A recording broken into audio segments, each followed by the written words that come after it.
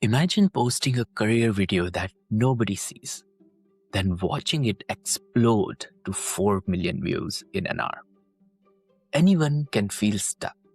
What if you could flip that silence into a 200,000 fan space overnight? That's exactly what Kendall Berg did by daring to challenge convention and shunning safe content. 4 million views, K following, and a brand that scales faster than any startup. And that's why I'm thrilled to have Kendall Berg on the show today. I'm Ash, and this is Founders Podcast, where we skip the fluff and dive straight into the high stakes stories and proven strategies of the world's most successful builders. If you want the raw breakdown of how brands are built, scaled, and sustained, you are at the right place. Kendall, welcome to the show. Thank you so much. I'm excited to be here. How are you doing today?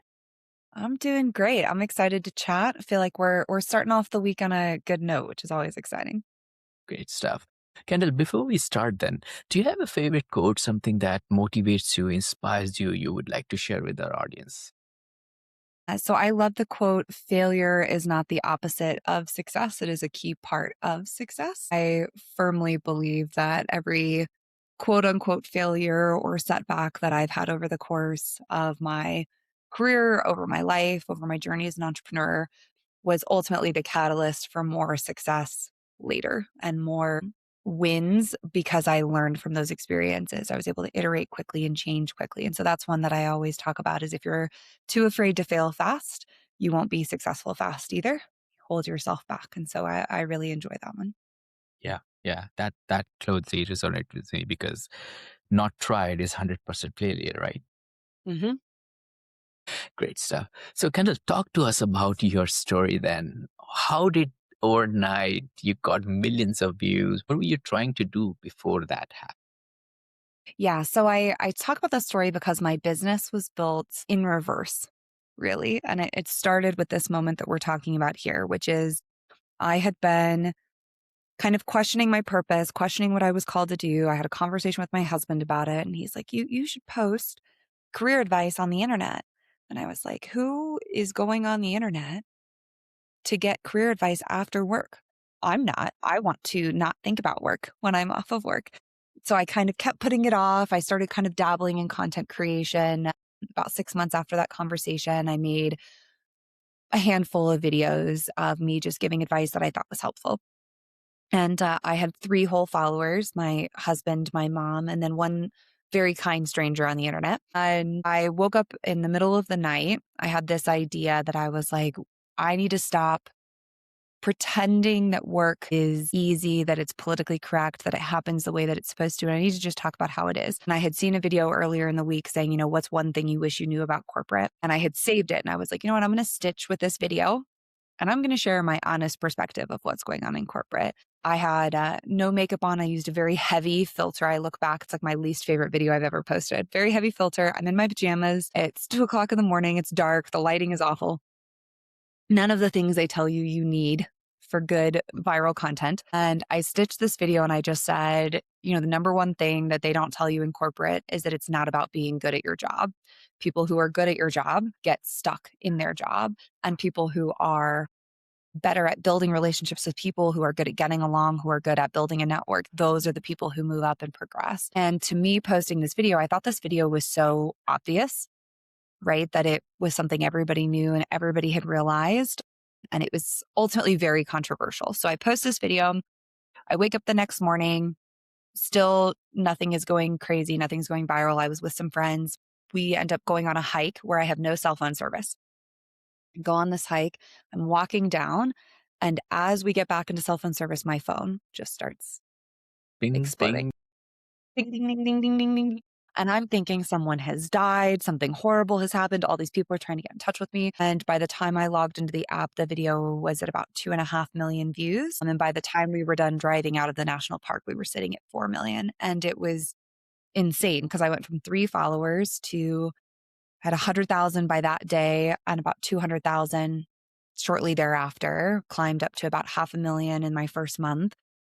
And what I found in posting that video was it wasn't about the aesthetic. I think a lot of us get really stuck up on, oh, it has to look a certain way. It has to be edited a certain way. My makeup has to be a certain way, lighting, etc. Those things are great. Mm. What was really great about those first batch of videos that I posted was they were controversial. I wasn't afraid of offending somebody. Half my comments were hate comments, which was great. And they were honest and very authentic to how I truly believe the system works, whether we want it to work that way or not.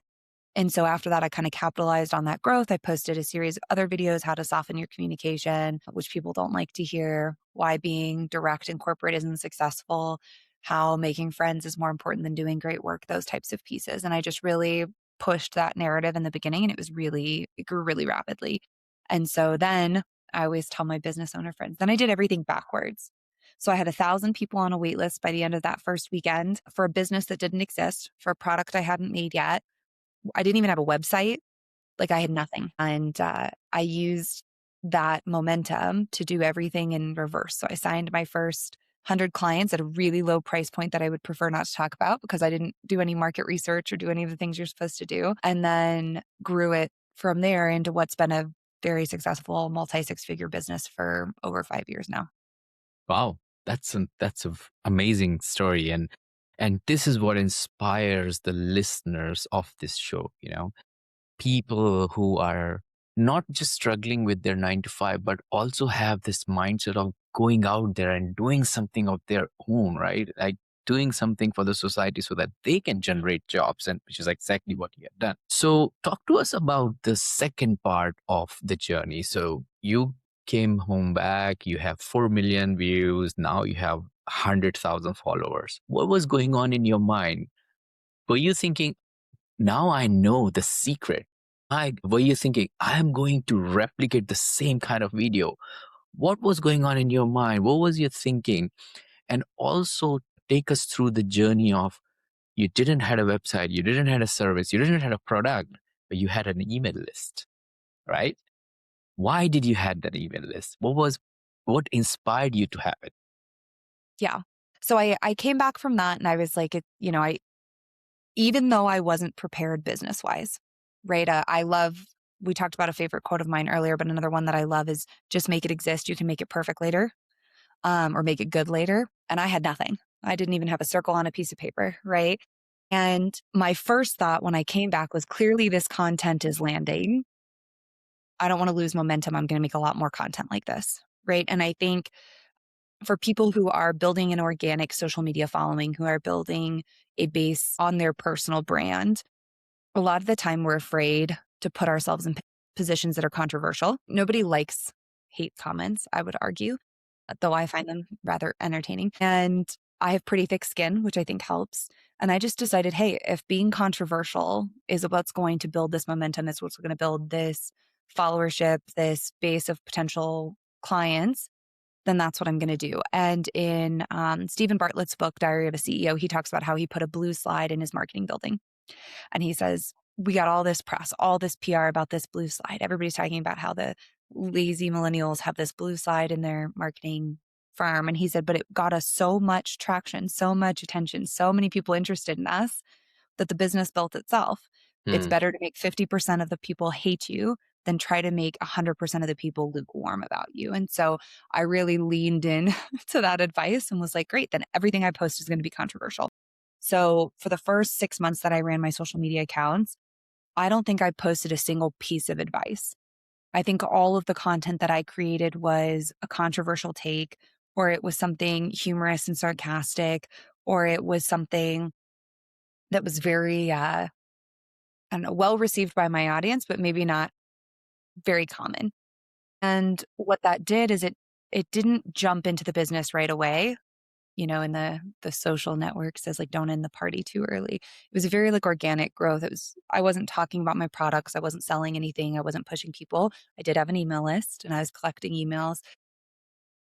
And then about the time that I launched my product, at first I was testing the waters. And I've told this story before. I decided I was going to launch a 30-minute one-on-one with me. And I was like, we'll see if people just like engaging with my content or if they really want to talk to me, they really want to potentially work with me. And we sold out of the number of hours I had allotted in under an hour. And I was like, okay, we priced that too low. So I hadn't ever had a coach. I had never worked with a coach. I wasn't familiar with the business model or how people structured things. And I was just kind of testing the waters. We sold out. It took me, What was the service like? Was it like 1 hour consultation with you yep, or 1 hour consultation with me. I think I charged in the very early days, I think I charged $75 for that 1 hour consultation. yeah. And we sold out in an hour. And it took me 4 weeks to meet with everybody who had booked those consultations. It was just so much growth I wasn't anticipating.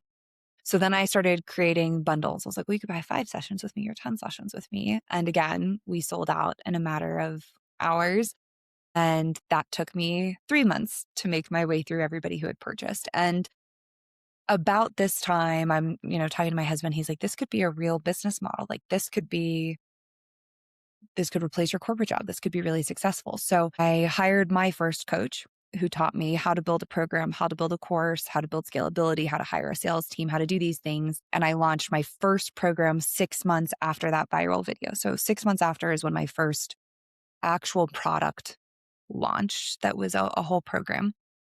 And at that point, we'd put the website in place and the email list and these different pieces. And we were really successful. We ran that program for 3.5 years and it ran really, really well before we made some business changes. So it was all in reverse though. Like I didn't get my tax ID until I launched my first program, but I'd already sold a bunch of products. I didn't have my website up and running. I didn't have a freebie to sign up for my newsletter. I had none of these things in place that I now know are common business practices because I was just riding this wave of just extreme momentum. And that meant I did a lot of things wrong. I had a lot of failures really early. And then we learned and we pivoted. And that email list was actually a friend of mine who runs a local business was telling me, she's like, you need to get people's email addresses for all these followers you're getting. And I was like, but I have them as followers. Like they're going to see my content anyways. She's like, no, because one, if TikTok and Instagram went away tomorrow, you have no way of getting in contact with these people. So you need to collect their emails. And she said, and two, they're not guaranteed to see your content on social media.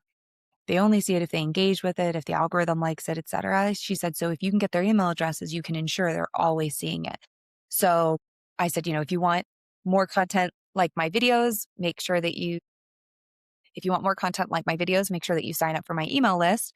And we had about 10,000 people on my email list at the end of the first week. And so we just really started to grow that as my direct form of communication. Now, if you're listening to this and you're an entrepreneur, you're probably thinking, oh, she must have had like this great funnel in place and she was giving away freebie. No, I had none of the things right.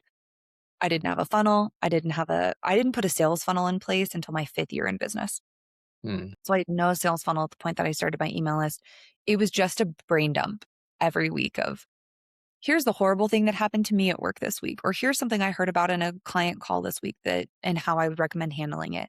Here's an article that I found and that I think is really interesting. And we just built this organic audience that was really engaged prior to selling. And I think that this is a mistake a lot of entrepreneurs make is we lean so heavily into the sale that we don't think about building the community. We don't think about building the momentum and the excitement and the, did you see so-and-so's thing, and bringing everybody together. And I think if business owners took a step back and thought, okay, what brings all of my ideal clients together and focused on building that first, I think they'd build a business with more staying power long term.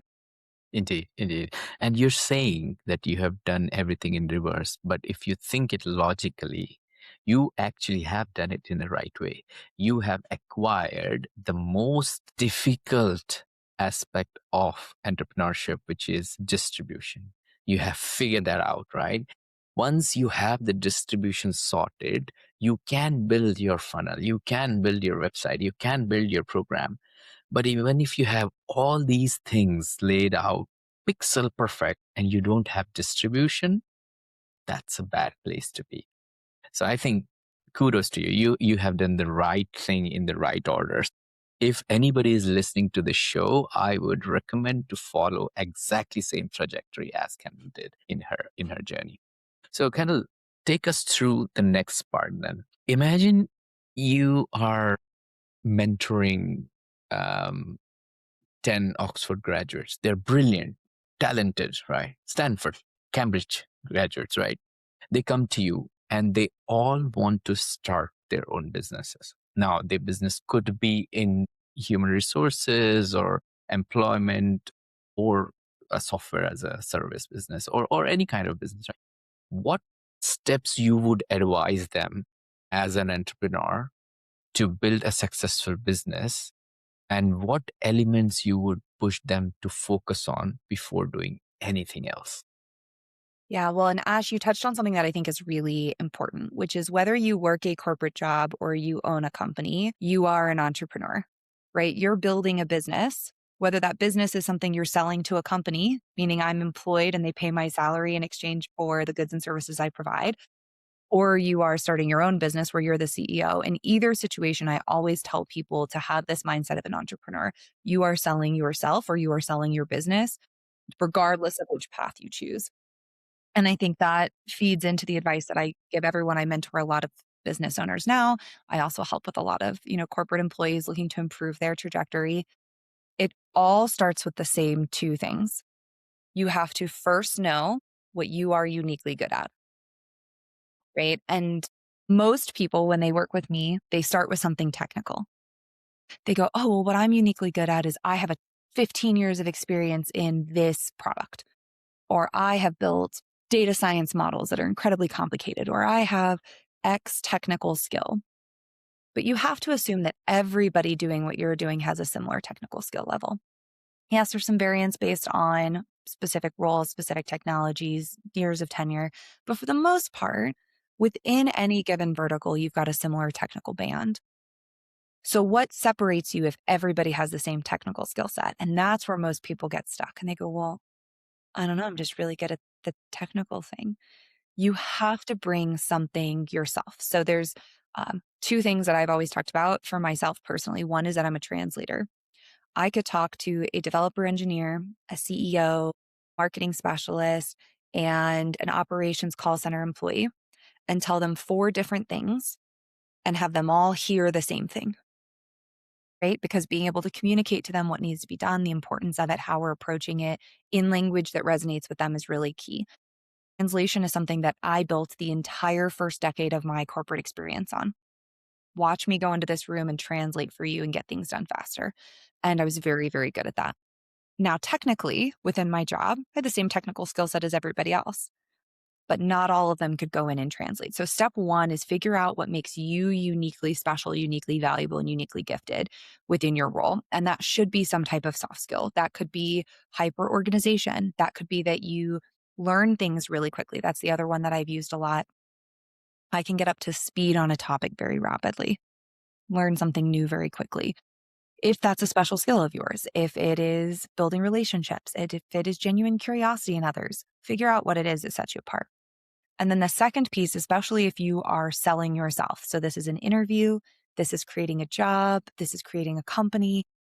In that situation, you need to understand what problem you solve for someone else. It is always easier to sell something to somebody who knows they need it than it is to sell something that you're forcing upon them, right? So we'll take an easy example if you're selling water bottles, right? What is your unique skill set? And then what problem does your water bottle solve? Because if you just say it holds your water, great. They have 10,000 options of water bottles that hold water that they could go pick from. But if the problem that you solve is it's an eco-friendly water bottle that's made from recycled materials so that you can not get microplastics in what you're drinking and feel good about the community because you're giving back by taking recycled materials and reusing them. Now you're solving a problem to the eco-conscious customer who really wants to buy that water bottle. And so if you're not clear on those two things, it will be impossible for you to build a long-term successful business, right? And they can evolve over time. They can change. They can become stronger, better, different, depending on what you're doing. But I have a client I'm working with presently, came to me. She's had her business for the last 4 years. She's like, it's okay. It's not booming. And I said, well, what problem do you solve? She said, oh, well, I do this, I do this, I do this. I said, no, those are things you do. What problem do you solve?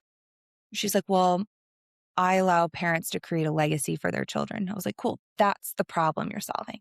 I'm Mm. going to leave my children with nothing. My kids aren't going to be able to go to college. I'm not going to be able to afford it. I'm going to run out of money and leave my children with debts. That's the problem. You solve it by coming in and doing this. And that reframe allowed her to sell more effectively because it felt less like, hey, here's everything I can do for you, and more about, hey, are you afraid of these problems? Are you struggling with these issues? And people say yes. And she's like, great, would you like me to fix them for you? And so those would be the two pieces, these smart people that came to me. I'd say, set aside all the tactical, set aside how a business blueprint is supposed to work. I didn't follow it anyways. Set aside all of these things you're taught and think through, what is your unique value? What problem do you solve? Those two will empower you to communicate to others much more effectively and build scale much more rapidly. Yeah, and I couldn't agree with you on this more because I myself fell into the similar kind of shoes recently. So we generate hundreds and hundreds of AI generated images every day, right? We generate off 60 to 45 seconds of voiceovers. But we didn't had a solution for ourselves to put these images with these audio, then reframe it for TikTok or YouTube short, then put a caption on it and then publish it. So we started doing some research and we came up with a solution. And then we created a simple API where you can send images and audio and it merge them up together, put captions on it, and publish it on YouTube. And just for fun, we published it. We have currently 25 customers for it. From a guy who couldn't speak English, sitting in Poland, and he created horror short stories. He's our customer because we charge per credit. And a person who is in late 50s, and this person talks about how to go and manage your farm. But his pictures are his pictures from his phone. He just put it on Google Drive and utilize our API to automate it. That's awesome. And then your point is proved here. If you're solving a problem, which is literally somebody's looking for, you will get customers. Mm-hmm. Yeah. And it doesn't have to be a push. I always talk about it's so much easier to have someone pull from you, right, than to feel like you're forcing a product on somebody else, right? This is true even if you're being recruited in the corporate world. It's so much easier if a company reaches out to me and says, hey, we'd love to hire you and bring you in to do this. Great. I'd love to help. Versus if I'm trying to send cold applications into the ether and hope somebody picks me, right? So I think that there's definitely this need for entrepreneurs. We feel like, oh, I have to be really good at sales. I have to be really great at my pitch. And you do, right? But you have to make sure you're reaching people who need it first. And your example of this API, I don't know if you ran a ton of marketing. I would assume probably not. It's probably more organic growth, but you just say, hey, I have this product.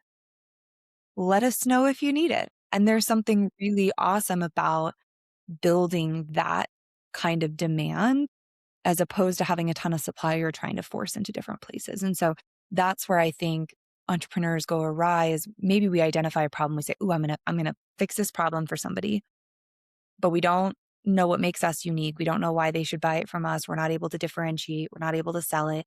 And then we get stuck and we're like, oh, I have this great product. Nobody wants it. Versus somebody could create the 900th design of a water bottle and sell millions because they understand the problem they're solving. They understand their unique skill. They understand how to sell. So it's great to hear that your API built traction so rapidly because that's the kind of solutions people are looking for is they need you to come in and understand their problems and fix it. Yeah. And automation is blasting right now everywhere. I mean, people are busy, and if you can save them 5 minutes a day, you're in the right direction, at least for the first couple of steps. Great stuff. So, Kendall, talk to us about the later stages. You set up your business, you started gaining more traction, you started booking more appointments with your end customers. If somebody is struggling in the similar space, what is the procedure? I mean, obviously they can get in touch with you. What they should be looking. So let's say, for example, just to answer this question, let's say there is a person who works on a 9 to 5, right? This person is not happy with their 9 to 5. They want to get into founders space. 28% of our listeners on this show they come into this category. They are still working, but they are trying to get into the founder space. How would you do your diagnostic in a magical way that you find out a framework for them, and what would be the different steps involved doing that? Yeah. So first thing, if you're working a 9 to 5 and you want to get into the founder space, don't quit your job. Yeah. I had a very successful CEO tell me this, and I repeat it to everybody all the time. You will add so much financial, mental, emotional pressure on yourself if you try to just quit and create something else. If you are in a position where you can work some nights and weekends and build your business on the side, I cannot tell you how much I recommend that, right? I actually today still work my corporate job. So I still lead a large team. I still work for a CTO, and I run a very successful business that's now been incorporated 5 years. And I did that because it reduced a lot of stress on me and my family, right? Now, it means I work a lot of nights and weekends. It means I have to be really flexible with my schedule. It is a short term solve, right? There will come a breaking point where one has to give. But I would first say if you're trying to break out and start your own thing, do it at the same time. Don't create a lot of stress on yourself trying to do it all in, right? There's a few exceptions to this, but for the most part, side hustles are your favorite hustle. Yeah. From a diagnostic perspective, what I tell clients a lot of the time, if you're trying to figure out, hey, you want to start a business, how are you going to do it? One, you need to make a list, and I do this with my corporate clients as well, of 5 things that you want to be known for and 3 things that you're passionate about. So the 5 things you want to be known for could be reliable, strategic, a good communicator, translator. It's these things that like become part of your personal brand, and they're how you talk about yourself and how you build that internet presence, for lack of a better term, when you're building a business. So 5 things you want to be known for. And then 3 statements about what you're passionate about that are non-technical, right? So they could be, I'm passionate about every day looking different, having a lot of variety in the types of things that I work. It could be things like I'm passionate about creating jobs and building opportunities for people to become their own leaders and for them to grow and scale their careers, right? But think about what are these things that you're passionate about, because the business that you craft needs to support the things you're passionate about. And something that's going to work contrary to the passions that you have is not going to be successful long term. There's an influencer on Instagram, Jamie C, and she talks about how so many female entrepreneurs specifically, we build businesses that burn us out because we don't think about what we're passionate about. We think about, I need to make as much money as possible. I need to build security. I need to do these things. And then we're working 100-hour weeks. And so, how do you instead understand what you're passionate about, build a business around that? And then I use those 2 to identify kind of what you're uniquely good at, right? So, those 2 will come together. You can run it through AI at this point and say, hey, Mhm. based on passion statements, these ways I want to be known and what you know about me, what would you say is something that I'm uniquely good at compared to most of the population? Find that out. Then you need to find a problem that you are interested enough in solving that you could talk about all day, every day for the rest of time. Mm. So, I talked about my quote at the beginning of the failure is not the opposite of success. I have 2 previous businesses that did not work out. Now, in both of those situations, I was not passionate enough to talk about those things all the time. They were businesses I hoped took off. They were businesses I invested in. They were businesses I wanted to do well. But if you stuck a mic in front of me every day and said, hey, talk about corporate, oh, I can tell you stories nonstop forever and ever and ever and never run out of talking points, right? I've made 2 to 3 videos every single day for 5 years, and I still can think of ideas I haven't made. Wow, So that's long. it's gotta be something that you really love, that you really wanna talk about, that you really are passionate about. And then you have to find the niche and the specific problem that you solve within that. So say you do all this and you're like, okay, great. I'm ready to start my side hustle. I know what my problem statement is. I know what I'm gonna do. I know what makes me unique. Build your personal brand on social media. I know people hate it. At this point, use AI if you want a figurehead and you don't want to be the person on camera. I personally don't care. I'm not a huge fan of AI floating heads, but do your thing. But you have got to build awareness, and you've got to get used to rejection. You've got to get used to hate comments. You've got to get used to putting yourself out there, because entrepreneurship is that on steroids. So you might as well start with it on socials. Start building that social media even before you have a product, even before you fully fleshed out your operating model, even before, just start to get people in the door, get them on your email list. Then at about that stage in my business, I read the book, The E-Myth. It's very popular in the entrepreneur circles. It is specifically for people who are buying franchises, but it talks about systems, and it talks about how if something is not repeatable, scalable, automatable, your business will get stuck at a certain level of growth. It just will. And that has certainly happened at points in my business where I hit a level where I was like, okay, we've now maxed out this program or this model. We need to diversify and introduce this if we want to build. So, but everything that I built with people. So because I still work my corporate job, another benefit of keeping it, I had to be the CEO of my company. Hmm. I couldn't be the person taking every call, responding to every email, creating every social media content, posting everything because I just did not physically have enough time. I could be the person meeting with clients because it is my business, but I can't be the person doing everything else. And so my first hire ever was a salesperson. She's still with me. She still takes calls every week. My second hire was an accountant. My third hire was somebody to run my podcast and my content media. My fourth hire was an associate coach to take the coaching work that I didn't have time for anymore. My fifth hire was a VA. And so now we're at, let me think, 1, 2, 3, 4, 5, 6, 7, 8. We have 8 employees today, and they run the business so that I can deliver the business, so that I can deliver the products, so that I can scale and grow and execute. And that's only possible if you have repeatable processes, if you have SOPs, if you have systems, if you have automations. It's not possible if you're one man show manhandling things in an Excel spreadsheet, which is where we start, right?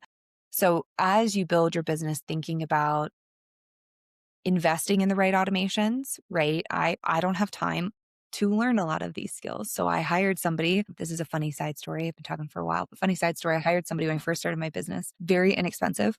And I was like, hey, I just need a way to manage my clients. I need a CRM set up. I need a contract, an invoice. I need a process. I need you to build it for me. And she built it end to end. It's very inexpensive. And I still use that funnel with zero changes 5 years later. And I actually refer her often to my small business clients and say, hey, if you're struggling with building up a CRM, if you run a product and process like me, this is who I recommend. Mm. And her process have tripled from what I paid 5 years ago, which good for her. Mm. But it was the best investment I ever made because it built the entire system that my business runs on. But I did it 6 months into my business, not 6 years. And so I could hire very quickly. I could scale very rapidly. I could change product suites easily. So those would be my big pieces of advice is start with the work, know what problem you're solving, know what makes you unique, start to build your brand, build your social media presence, and then build processes and systems that are repeatable and scalable and allow you to hire as needed so that you don't get stuck in a point where you are the business and without you, the business fails. Great stuff. Kendall, would you be able to throw some light or some golden nuggets to help people or founders understand how they can also get traction, the eyeballs you have got onto your social feeds? The reason I'm asking is everybody tried it. You tried it for 5 years, right? It didn't work out and you were consistent. 5 years is a very long time, trust me, right?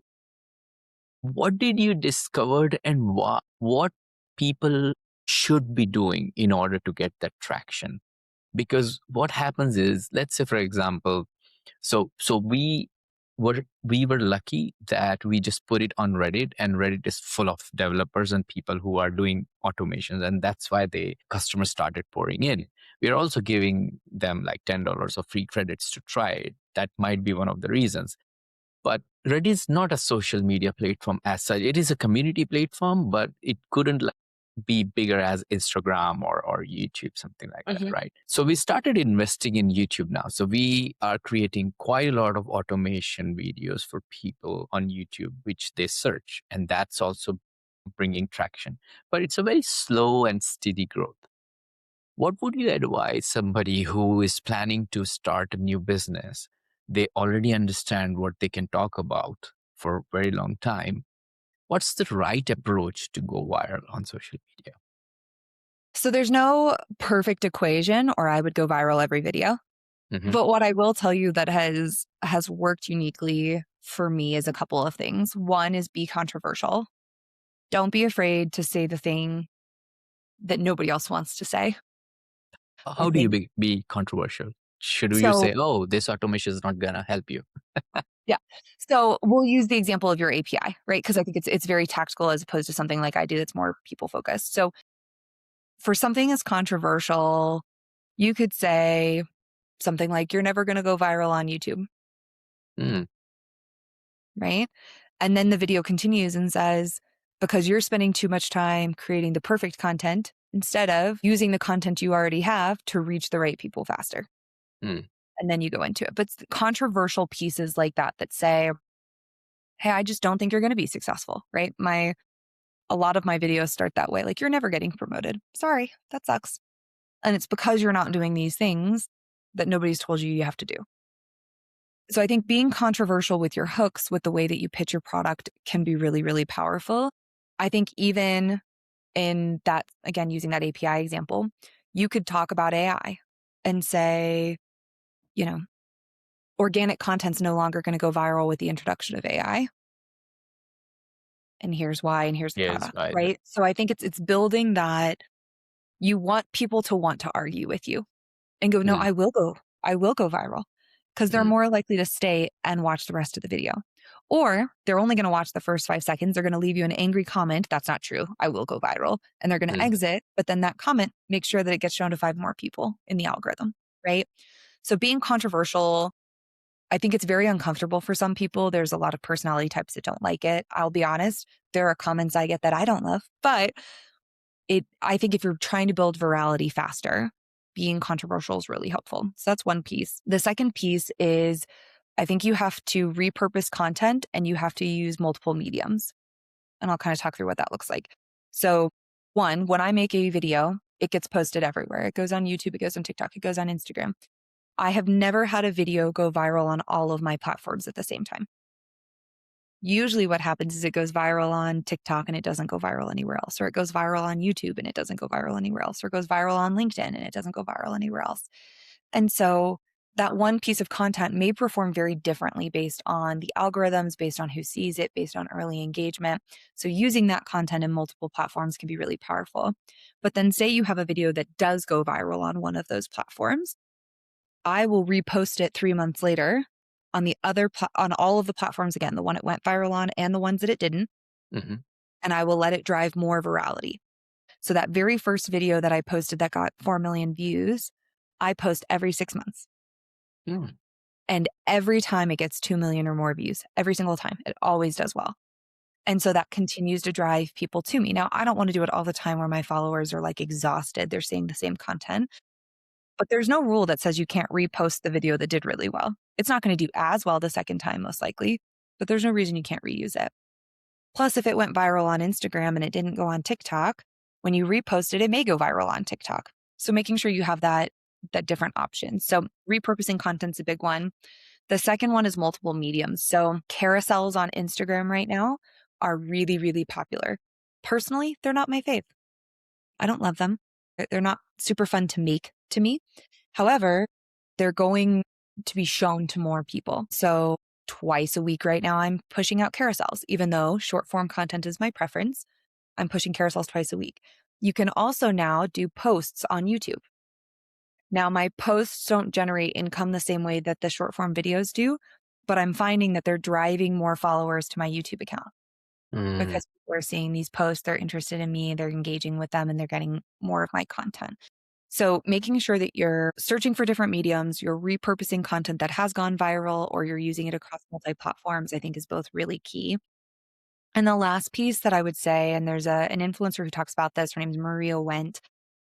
The more content you post, the more likely you are to go viral. Now, don't be posting terrible content and hoping one of them picks up. But like within generally made content, the more you post, the more goes viral.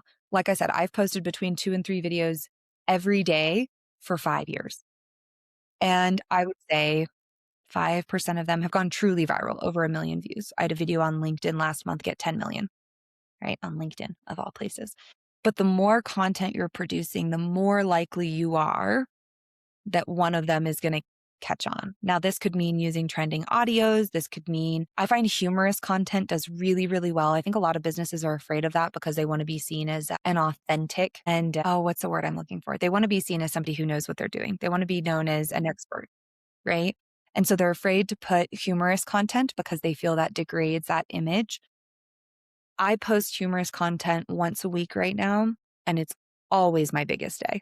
Always. Mhm. It's my biggest day for sales call bookings. It's my biggest day for sales. It's my biggest day for engagements, my biggest day for virality, always.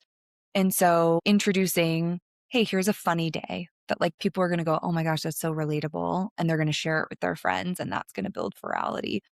building in this kind of storytelling. And the last thing I'll say on this is I follow a fairly prescriptive content schedule. It used to be different, used to be much more controversial when I first started. Mhm. But I do one day of podcast content. This is basically like building myself the reputation of an expert. I do one day of POVs, a day in the life, what it's like to use our product, what it's like to build a business, what it's like to be in corporate. I do a carousel that tells some type of story and drives engagement. I do a post that's funny, and it's always controversial funny. So I'll give an example. I posted a video this week. It's like anytime somebody asks me to do my job and the audio says, "Should I sell feet pics?" Right. I'm not about to go sell feet pics, but it's funny and people understand and a lot of women relate to it. And it got a lot of comments and it drove a lot of virality. Then I do a day where I share quotes and meaningful things that are helping me build a business. And I do a day in the life of the business owner. And that is the same content that we follow every single week. And that helps us create content that's authentic. It helps us create multiple mediums, attract different types of clients, different types of customers, different types of eyes. So if your goal is virality, post a lot, post controversial stuff, repurpose and use multiple mediums. If you can do those things, it's more of a waiting game and a timing than it is expecting to do that slow climb because one of them is going to catch. And then that catch is what's going to help you grow really quick. Great stuff. So, Kendall, before we move to our lightning round, I have this question. I always ask this question to my guests. Throughout your journey and experience, there must have been some valuable lessons learned, right? If you don't mind sharing, could you reflect on your experience and tell us about one mistake or a setback that you encountered along the way that you now consider not a regret, but a lessons learned, right? And Mhm. additionally, what advice would you give our listeners based on this experience? I'll try to keep this short. So the regret for me is the moment that became that career coach. So when I was in corporate, I was very tactically good at my job, did a lot of work. I had really a lot of advocates for the types of things I was doing, and I got very stuck at a middle management level, couldn't move up. And I had a VP at the time, I think he was a director at the time, really respected him. We'd worked together. And he pulled me aside and he said, everybody loves having you on their team. You get so much done. Nobody likes working with you. And until Oh, you fix that, you're never getting promoted. And he wasn't my boss. He wasn't my boss's boss. He wasn't anywhere in my chain of command. He was just somebody I respected that I worked with. And I remember at the time, I had this choice. Like I could get really defensive. I could argue. I could get really frustrated, or I could take this for the blessing that it was and say, okay, what does that mean? And how do I fix it? And he basically recommended me to another woman that we worked with and said, hey, she had a similar problem. I would get to know her. She could probably give you some advice. And she did. She gave me great advice about the importance of relationships and making small talk and getting to know people. But that conversation, I would say, it hurt. It was a setback. It was a definitely lessons learned, but it was a catalyst that led to me creating the framework that I now teach people. It was the conversation that led to me creating my how do you send an email template? How do you disagree with somebody? How do you build executive presence? How do you communicate effectively? How do you build leadership principles? And what I taught myself coming out of that conversation became the building blocks for my career because I realized there were so many people in a similar situation that I had been in who were doing all the right things, working hard, doing the job, but didn't understand people. They didn't understand the psychology of work. They didn't understand the salesmanship of work. And they were getting stuck doing really great work for a lot less money instead of moving up. And so to me, that ultimately is what led to where I am today. But the advice I would give to somebody who's listening is it doesn't matter how great your product is if you don't understand people. hmm. It doesn't matter how great your business is if you don't understand people, right? I think Alex Hormozy is a great example of this. If Alex Hormozy doesn't sell a product, he's good at people. Hmm. He understands what they need. He understands how to sell it. He understands how to pitch it. That's what has made him successful. And if you can't build those people relationships, if you can't understand the psychology of how people work, you will forever be stuck Indeed. wherever it is that you are. And so that would be my biggest lesson learned is once I learned the importance of people, I started a podcast and I went, I'm going to meet as many influential people as I possibly can because that's going to determine my success. I did a TED Talk because I wanted to meet influential people in the TEDx world. I wrote a book so that I could travel the world and meet publishers and talk about my book and engage with people. the more people you meet, you build authentic relationships with, the more success you'll have long term. So for me, that was a huge learning. As somebody who I'm a math person, I just wanted to keep my head down and do my numbers, log off at the end of the day and go home. That I think is the biggest change that I see in people in their careers and in their success. Great. No, thank you so much for sharing that. I think founders need to hear that, because a lot of time founders just focus on the features of the product, what the product does better, or what the product actually good at, or it's pixel perfect. And what they forget about is the core girth essence, is this is going to be used by people. This is going to be you're going to get paid by the people. Do you understand that fact? And if you don't know that, it's not going to work, right? Great Absolutely. stuff. Kendall, thank you so much for that. Now let's move on to our lightning round. I've got 6 quick fire questions. If at any point you don't want to answer any of them, just give me a skip and then we can move to the next one. Yep. What are the top 3 strategies to generate more leads in 2026? Organic branding and growth, right? How do you gain followership? How do you understand people, get them to follow you for sure is one. I think ads, especially with the introduction of AI, having smarter, more targeted ads that are going to reach more people, that are going to bring in people. And then I would say low effort product selling. So what I mean by that is products that selling that you can take yourself out of. So bigger scale is going to come to people who are able to instill the value of their product digitally without a sales call, without going to a trade show or a meeting of the minds, and being able to just push their product organically, I think is going to be really where we see growth rapidly as we look forward, especially with AI making things faster, easier to understand your core customer, easier to sell. Leveraging those tools to really low friction sell is going to be key. Something like Captions API, right? What book would you recommend to our audience and why? Ooh, this is so good. So I'm going to say $100 million Offers by Alex Hormozy. I think there's a ton of great business books. I have a whole Amazon page dedicated to it because I love to read founder books. Cal Newport has a bunch of good books as well.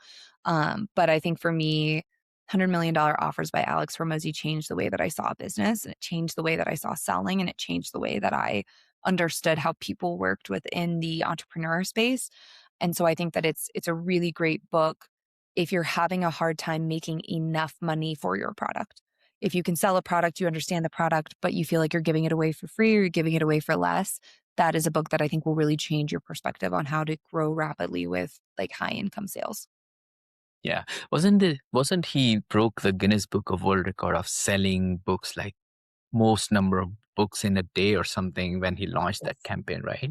Yeah, Yes. he Yep. did And that. he did like a huge social media campaign with a huge pre-sale, and it was wild, but I think he's very smart business wise. And I think that book is a really great summary of how to understand people who make a lot of money and what they do differently from everybody else. So that was one of the early on books that I read in my business that I felt like made a really big impact.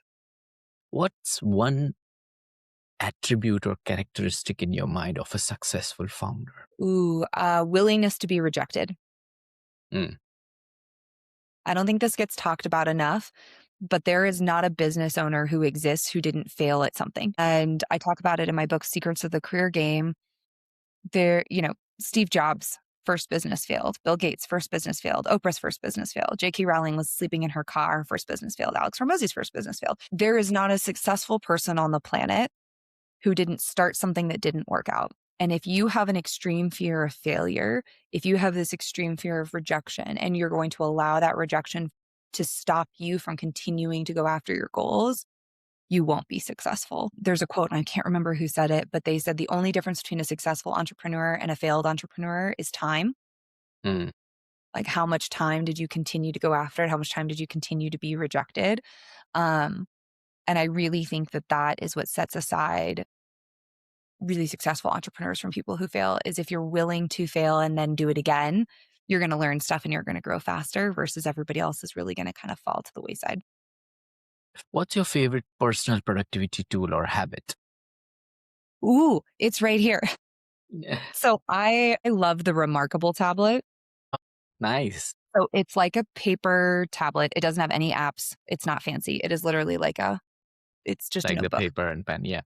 But You can download a calendar onto it that has saved my life more times than once. So here's like everything I have to do today. Here's all of my appointments. Here's everything that I have going on this week that needs to get done. And then here's everything that I have going on this month with my goals for the month and what I need to do. And I think, especially as an entrepreneur, it can be really overwhelming with all the directions you get pulled. Oh, I have a podcast interview. Oh, I have a speaking engagement. Oh, I have to go to my kids' school play. I have to handle this client. And it can be really overwhelming and keep you from working on the right things. So this has been great because it has daily goals. So if I know I need to do something next Thursday, I just go write it on next Thursday. I don't wait till next Thursday and hope I remember it. It keeps me focused on what's going on with my business. It helps me with my corporate job. So as far as productivity tools and hacks go, I have talked about this a million times, but it is by far the best investment that I made in my business. Great stuff. What's a new or a crazy business idea you would love to pursue if you had time? Ooh, I would love to launch a blueprint for launching businesses on social media. So my expertise in businesses thus far really focused on the corporate world, but one of the aspirations I have for 2026 is how do I start supporting more small business owners who are looking to get out of the corporate landscape? And so I think a blueprint of what does it take to build a strong social media following? What does it take to build a robust email list? How do you build scale in your business really rapidly? I think that's something I'd love to do, but I don't know that I have time with my existing client base. So maybe in the future, that and a food review TikTok. I would love to just review snacks all day. It's what a dream. Yeah, What a dream. definitely. And last but not least, what's an interesting or fun fact about you that most people don't know? Ooh, I competed in pageants, I guess, in my 30s. So I had never done anything pageantry related. But I think entrepreneurs, we tend to be very competitive. We tend to be very goal oriented. And I decided to do a pageant in my early 30s in order to get more involved in my community and do more volunteer service. And so then I competed in a lot of them. I became Mrs. Colorado, competed for Mrs. American. My roommate actually won, which was pretty cool. But yeah, it's like a non business related, non work related thing. But I found it really enjoyable and it really helped me have a good hobby. Because one of the things I coach people is the more intense your business is, the more intense your job is, the more intense your hobbies need to be for you to actually feel relaxed. Mm, Right. I think we all think, oh, I'm really stressed. I'll take up knitting. And I'm like, knitting is not going to let your brain calm down the way you need it to really feel like you're getting recovery. So the more stressful the work, the more stressful the hobby, right? That's why so many people who are in really stressful jobs do like CrossFit or fitness competitions because it's very mentally and physically stressful. So mm. pageantry was a great outlet for me there as well. Great stuff. Well, Kendall, thank you so much for joining me and sharing your story, unpacking last years of building this business and some of the ups and downs. If people want to check out your website, if people want to check out what you preach on social media platforms, if they want to get in touch with you, what's the best way to do it? So I'm that career coach on pretty much every social media platform, TikTok, Instagram, YouTube, LinkedIn, Substack, and then thatcareercoach.net. Those are the fastest ways to get in touch with me. And I do offer coaching to small business owners in addition to careers. So if that's something that somebody is looking for, always happy to help. Great stuff. Kendall, thank you so much for joining us today and sharing your inspiring journey and the impactful work you're doing through your service. It's been an absolute pleasure having you on Founders Podcast. Thanks so much.